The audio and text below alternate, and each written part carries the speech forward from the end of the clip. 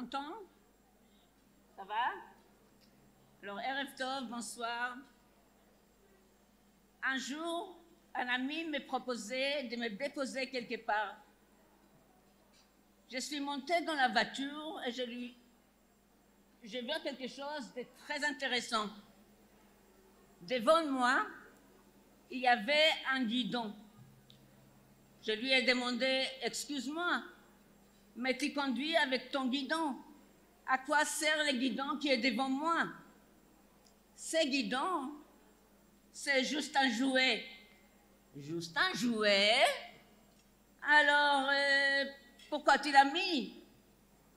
Le conducteur m'a expliqué qu'il a un fils hyperactif qui touche à tout. Il risque de toucher au guidon en pleine route. J'ai décidé d'installer un guidon devant son siège. Et je lui ai dit, écoute mon fils, ça c'est mon guidon et celui-ci c'est le tien. Je conduis et lui, mon fils, il s'occupe de son guidon et conduit. Il est persuadé que la voiture avance grâce à lui.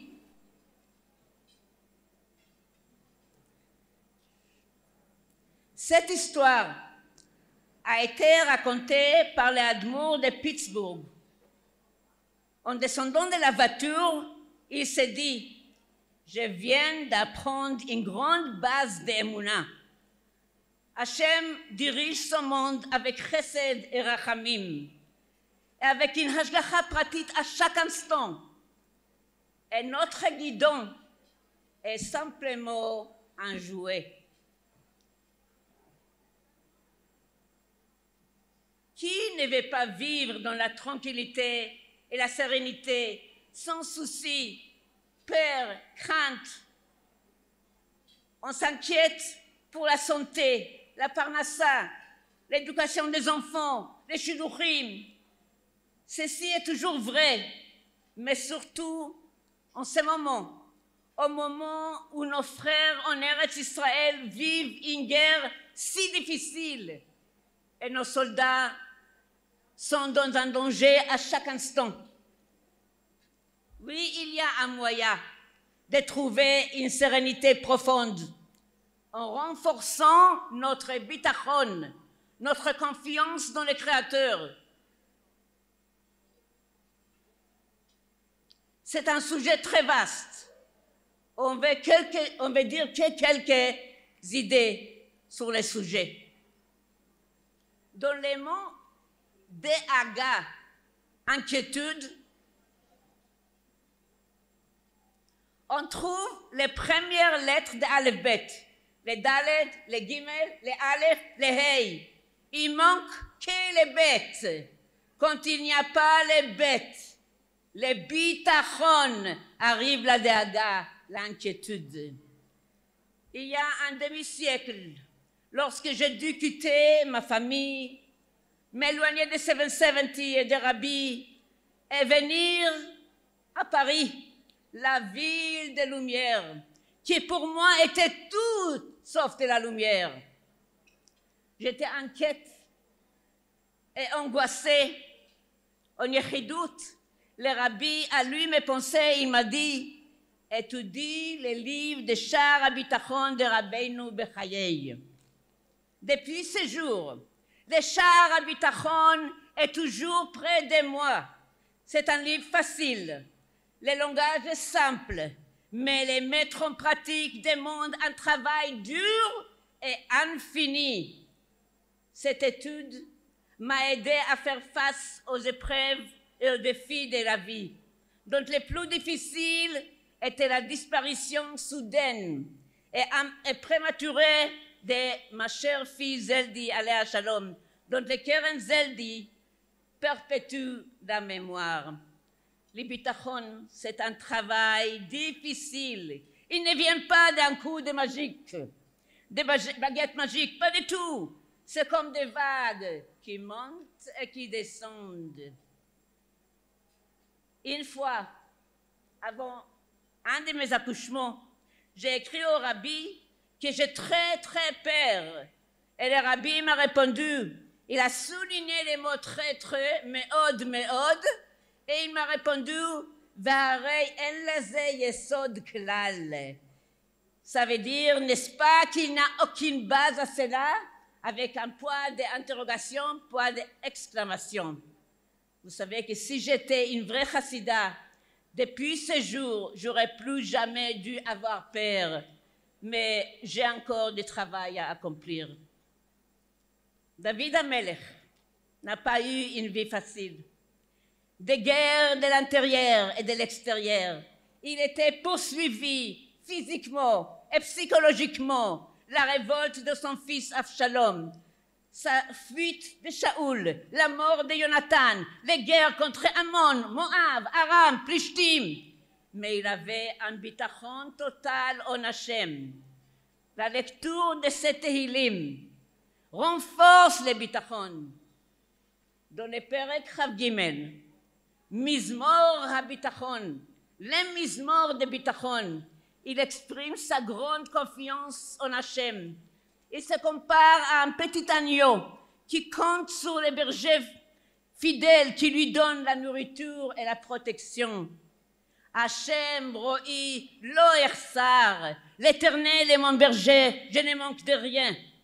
Gam ki elech begeit salmavet, Lo irara ki ata imadi, même dans la sombre vallée de la mort, je ne crains aucun mal. Pourquoi? Car tu es avec moi. Tu es avec moi quand le soleil brille, mais aussi dans l'ombre quand le soleil se couche. Shiftecha ou mishantecha hemma yenachamoni. Ton chevet, c'est le bâton qui est utilisé pour frapper, pour punir. Et ta mishenet, c'est le bâton qui sert d'appui, des cannes qui nous aident à avancer. Hemma, eux deux, aussi bien le chevet que la mishenet, m'apportent la consolation. Le rabbi a proposé de bien étudier les Perek Chav Gimel de Tehillim et même de l'apprendre par cœur comme sgula pour renforcer le bitachon. C'est pas long, il n'y a que 6 psukim. C'est quoi en fait le bitachon? Dans le char habitachon, Rabbeinu Bechaye écrit que c'est la tranquillité d'esprit. Je suis sereine, tranquille, car Hachem est avec moi et je sais qu'il fera ce qui est bon pour moi, comme un nourrisson entre les mains de sa maman. La mère lui apporte tous ses besoins. Il faut réfléchir à cela et intérioriser ces messages. Hachem est le créateur du monde et tout vient de sa hashgacha pratique sur chacun et sur chacune et même sur une petite feuille de la forêt. Vous avez certainement entendu l'histoire très connue d'un pauvre juif qui marchait sur une route pour aller dans son shtetl, dans sa ville. Et il porte un sac très lourd sur ses épaules. Un cocher qui passe par lui, il passe par là avec sa charrette, il lui propose gentiment de continuer la route avec lui. Sur la charrette, tout content, heureux de cette proposition, il s'installe, mais garde des sacs sur ses épaules. Pourquoi tu continues à porter ton sac? Pose-le par terre. Et les Juifs répondent, mais écoute, c'est déjà très gentil que tu me portes. Pourquoi tu veux porter aussi mon sac? Hachem nous porte avec notre sac, nos problèmes, nos soucis. Laissons-les faire. J'ai entendu de Madame Zilberstein, une femme très chassidique. Elle est entrée en Yechidout chez le rabbi. Elle lui a raconté ses problèmes de santé. Le rabbi l'a écouté et lui a dit, il faut avoir du bitachon. Alors, elle a dit, Rebbe, yeshli bitachon, j'ai du bitachon. Alors le rabbi lui a dit, le bitachon complet en Hachem, c'est quand il n'y a plus aucune source, aucun espoir matériel pour régler la situation. Comme on dit, celui qui se noie, s'accroche même à une paille. lorsqu'il y a encore une paille à laquelle on peut s'accrocher, une ombre lointaine à laquelle on peut encore s'attacher et encore espérer, ce n'est pas encore un bitachon total. Le vrai bitachon, c'est quand il n'y a même pas une paille. Je ne peux pas m'empêcher de penser à l'histoire incroyable de Shalomot Rubashkin, qui a été injustement condamné à 27 ans de prison aux États-Unis en 2009.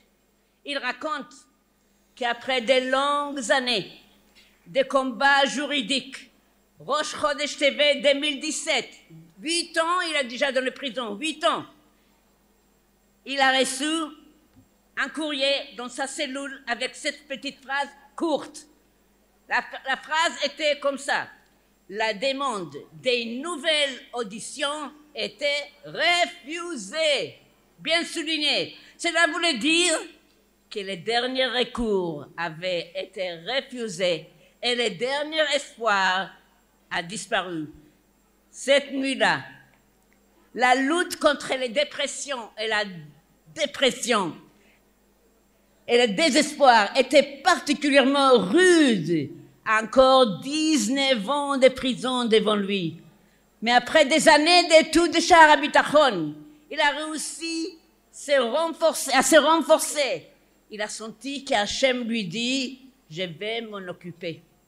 Le lendemain, les derniers jours de Hanouka, un gardien est rentré dans sa cellule et lui a dit « Rubashkin, get out, out, sors ». La prison venait de recevoir un ordre de la Maison-Blanche de le libérer. Le président Trump avait décidé de le gracier.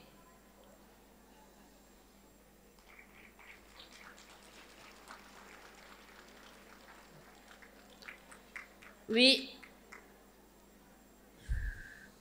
nous sommes en guerre. Nous sommes en guerre et nous attendons des miracles. Miracle d'Hachem. Aujourd'hui, c'est le 100e jour de la guerre. Assez, maspik, ad matai. Il y a une tfila très actuelle qui est beaucoup chantée. Acheinu kol beit Israël, et la suite.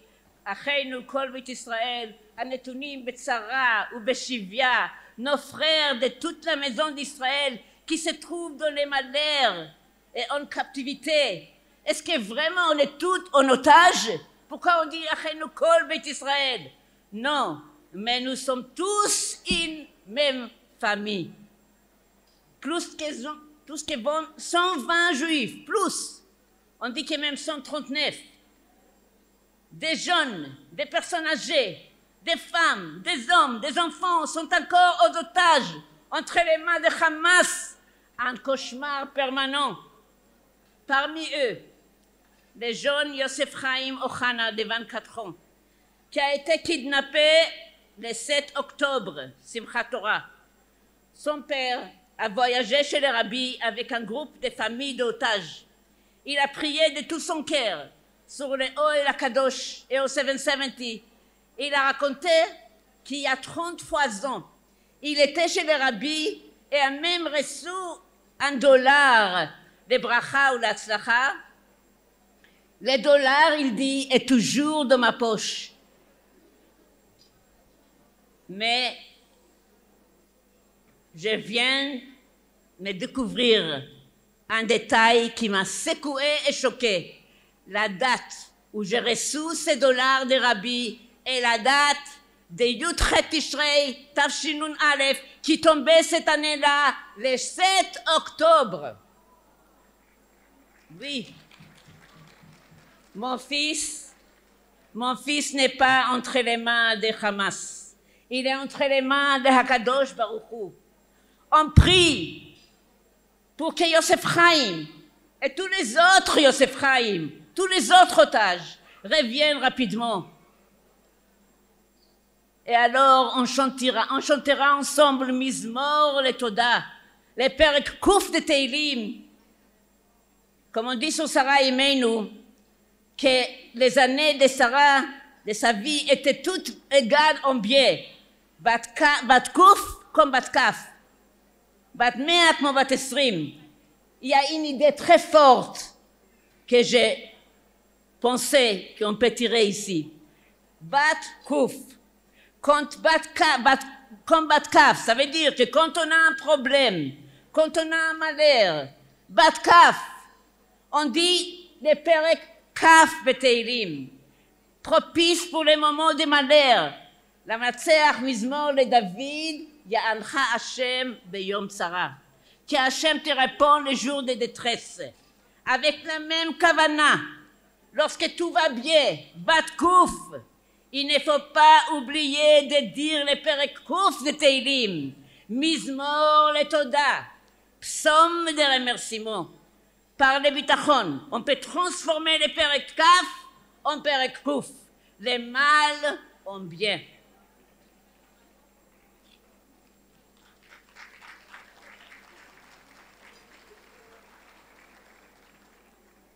Il y a une histoire qui illustre très bien ce principe. Je vais finir par cette histoire, il est très fort. Un chassid de Tzemach Tzedek avait un fils qui est tombé très malade. Son fils est dans un état désespéré, très grave. Les médecins n'ont plus rien à faire. La situation se dégrade, on perd l'enfant. Pour ne pas assister à cela impuissant, le chassid décide de sortir. Il embrasse l'enfant et quitte la chambre. Les médecins disent c'est une question de quelques heures. Mais encouragé par ses amis les chassidim, il va chez le rabbi, il rentre en pleurant et dans son esprit il se demande comment va l'enfant. Les médecins ont bien dit qu'il restait que quelques heures. Le rabbi lui dit ne pleure pas. Chashov tov, yihye tov. Pense bien, ça ira bien. Et effectivement, le père a fait un switch dans ses pensées et s'est mise à penser positivement. Et l'enfant est sorti du danger. Les pensées des chassids ont créé une nouvelle réalité. La confiance en Hachem crée un nouveau chemin dans le ciel. Le bitachon a une grande force. Aboteach ba'Hashem, chesed yesovevenu. Celui qui a confiance en Hachem, son tour de chesed. Notre bitachon a une influence sur ce que Hachem nous envoie. Chers amis, à cette soirée exceptionnelle de Keren Zelda, renforçons nos bitachon en Hachem et nous enverra la Geoula Shleima qui viendra très prochainement avec les rabbis, Mashiach Tzidkeinu Berosheinu, à notre tête. Amen ve Amen.